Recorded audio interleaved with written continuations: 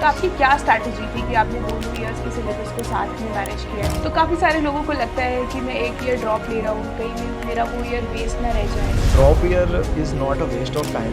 Drop year is an opportunity. जो JEE है वो एक हफ्ते, एक महीने या एक साल का कोई जर्नी नहीं है। हेलो स्टूडेंट्स, हम जानते हैं कि आप में से बहुत से स्टूडेंट्स जेईई एंड नीट की प्रिपरेशन कर रहे हैं एंड इस प्रिपरेशन के टाइम पे आपको बहुत सारे डिफ़िकल्टीज़ का सामना करना पड़ता है। फॉर एग्जाम्पल बैकलॉग्स कैसे रिवाइज करें, साथ में स्कूल की प्रिपरेशन एंड आपकी जेईई की प्रिपरेशन कैसे करें और भी बहुत कुछ। तो यही सारी डिफ़िकल्टीज़ को फेस करके हमारे पास हमारे एक मेंटर हैं जो अपने ड्रीम कॉलेज आईआईटी दिल्ली में पहुँचे। सो लेट अस आस्क उनसे आपके ही कुछ questions. Hi Vishesh, how are you? Hello ma'am, I am fine. Okay, तो आप अपने बारे में कुछ बताइए। मेरा नाम विशेष है और मैं आईआईटी दिल्ली के सेकेंड ईयर का स्टूडेंट हूँ एंड मैं एक ड्रॉपर हूँ। मैंने 2023 में जेईई एडवांस क्लियर किया और उसके बाद मैं अपने ड्रीम कॉलेज आईआईटी दिल्ली में पहुँचा एंड मेरी रैंक 2981 थी और जिसकी वजह से मैं अपने ड्रीम कॉलेज में जाने में सक्सेसफुल रहा। Okay, that's great. सो आप अपनी प्रिपरेशन जर्नी के बारे में बताइए, कैसे आपने प्रिपेयर किया, क्या क्या डिफ़िकल्टीज़ आपने फेस करी? जब मैंने अपनी प्रिपरेशन स्टार्ट करी थी तो मुझे थोड़ा लेट जेईई के बारे में पता लगा था। उस वक्त थोड़ा कोविड का माहौल था तो 12th की स्टार्टिंग में मुझे जेईई के बारे में पता चला।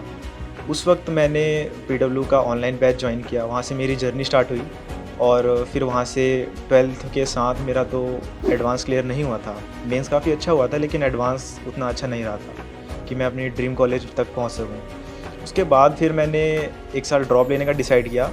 ड्रॉप ईयर में मैंने अच्छे से मेहनत करी, अपनी सारी गलतियों पे काम किया और उसके बाद फिर मैं अपने ड्रीम कॉलेज में जाने में सक्सेसफुल रहा। Okay, great. सो जैसे कि आपने बताया कि आपने ड्रॉप लेके प्रिपरेशन करी है आईआईटी जेईई जी। एंड जब आप ड्रॉप लेते हो, आपके कुछ फ्रेंड्स होते हैं जो ऑलरेडी कॉलेज में एडमिशन ले चुके होते हैं। आपको 11th स्टैंडर्ड का भी पूरा सिलेबस मैनेज करना है, रिवाइज करना है एंड 12th का सिलेबस तो साथ में होता ही है। तो आपकी क्या स्ट्रैटेजी थी कि आपने दोनों ईयर्स के सिलेबस को साथ में मैनेज किया, रिविजन किया प्रॉपर? एक जो पॉइंट या एक चीज़ कहें जो हर एस्पिरेंट के मन में कहीं ना कहीं रहती है कि हमारी 11th वेस्ट है। मैं अभी तक जितने भी एस्पिरेंट्स से मिला हूँ उसमें 95% ऐसे एस्पिरेंट थे जो यही बोलते रहते हैं, उनकी ये कंप्लेन रहती है कि मेरी 11th वेस्ट है। मेरी भी थी, लेकिन एक्चुअल में क्या होता है कि हमारी 11th उतनी वेस्ट होती नहीं है। हमने बस सिंसियरली पढ़ाई नहीं की होती है, लेकिन हमारे काफ़ी सारे टॉपिक्स क्लियर रहते हैं। तो बेस्ट एडवाइस मेरी यही रहेगी कि आप 12th के साथ कुछ टाइम निकाल के 11th के टॉपिक्स कवर करते चलें।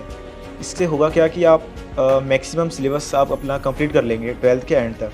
12th के एंड में क्या होता है, कोचिंग में या जहाँ भी आप पढ़ते हैं वहाँ पे क्या 11th की रिवीजन कराई जाती है, तो वहाँ से आप टोटल कंप्लीट कर सकते हैं और एक आपकी अच्छी पकड़ बन जाती है 11th में। तो अगर वेस्ट है भी तो भी आप नो डाउट काफ़ी अच्छे तरीके से कंप्लीट कर सकते हैं 11th और 12th दोनों को। Okay, alright. जब आप अपनी जेईई की प्रिपरेशन कर रहे थे, जैसे कि आपने बताया आपने एक ईयर ड्रॉप भी लिया है, तो काफ़ी सारे लोगों को लगता है कि मैं एक ईयर ड्रॉप ले रहा हूँ, कहीं मेरा वो ईयर वेस्ट ना रह जाए, कहीं मैं बाकी बच्चों से थोड़ा पीछे ना रह जाऊँ। और ऑब्वियसली थोड़ा डीमोटिवेटिंग भी फील होता है जब आपके कुछ फ्रेंड्स ने कॉलेज में एडमिशन ऑलरेडी ले लिया है एंड आप ड्रॉप करके फिर से जेईई की प्रिपरेशन कर रहे हो।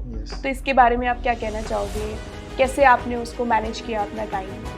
Drop year is not a waste of time. सबसे पहले मैं ये कहना चाहूँगा, drop year is an opportunity जो कि एनटीए आपको देना चाहती है ताकि आप एक साल और मेहनत करके जो आपकी गलतियाँ हुई हैं उसको सुधार करके आप अपने ड्रीम कॉलेज में एडमिशन ले सकते हैं। और दूसरी बात रही कि जो जेईई है वो एक हफ्ते, एक महीने या एक साल का कोई जर्नी नहीं है। ये जनरली 2 ईयर्स और 1.5 years like years of journey है। तो इसमें काफ़ी सारी डिफ़िकल्टीज़ आती ही हैं, तो उसको टैकल करना इज़ वेरी इम्पॉर्टेंट।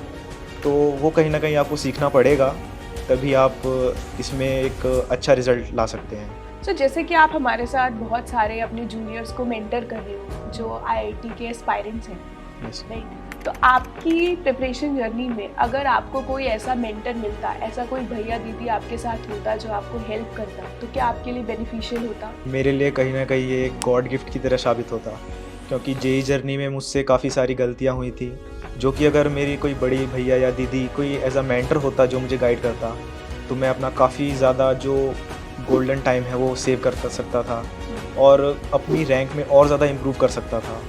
तो ये मेंटरशिप प्रोग्राम काफ़ी फ्रूटफुल रहेगा या मेरे लिए होता अगर उस वक्त मुझे कोई मेंटर मिलता तो। So thank you Vishesh, thank you for your time, thank you guys for connecting with us. ऐसे ही हमारे साथ बहुत सारे मेंटर्स जुड़े रहेंगे एंड आपको अपने मेंटर्स से नेक्स्ट सेशन में जो जो क्वेश्चंस पूछने हैं प्लीज़ हमें कमेंट सेक्शन में। Thank you.